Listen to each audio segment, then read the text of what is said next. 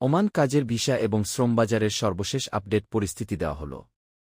Visa চালুর সার্বিক পরিস্থিতি। ওমান সরকার নির্দিষ্ট কিছু ক্যাটাগরি ও স্কিল প্রফেশনের জন্য ভিসা প্রক্রিয়া চালু রাখলেও সাধারণ ও অদক্ষ কর্মীদের জন্য পুরোপুরি ও উন্মুক্তভাবে শ্রমবাজার চালুর বিষয়টি এখনও সীমিত ও কড়াকড়ির মধ্যে রয়েছে।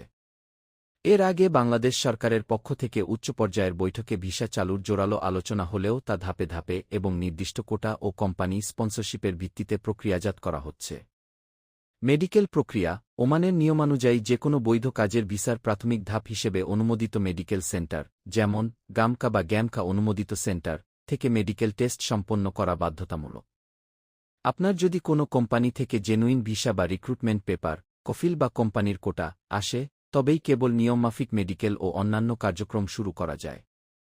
ওমানের নতুন লেবার পলিসি আপডেট। সম্প্রতি ওমান শ্রমবাজার নিয়ে কিছু করা নিয়ম ও পরিবর্তন এনেছে। বিশেষ করে দেশটির সাম্প্রতিক নীতি অনুযায়ী ৬০ বছর বা তার বেশি বয়সী প্রবাসী শ্রমিকদের নতুন ওয়ার্ক পারমিট দেওয়া এবং পুরনো পারমিট নবায়ন বন্ধ বা কড়াভাবে নিয়ন্ত্রণ করা শুরু হয়েছে। পরামর্শ। সামাজিক যোগাযোগ মাধ্যম বা বিভিন্ন অসত্য উৎস থেকে ছড়ানো গুজবে কান না দিয়ে সবসময় রয়্যাল ওমান পুলিশ, ওয়াপ, ওমানের শ্রম মন্ত্রণালয়, মিনিস্ট্রি অব লেবর এবং জনশক্তি কর্মসংস্থান ও প্রশিক্ষণ ব্যুরো BMET এর অফিসিয়াল আপডেটগুলো অনুসরণ করুন।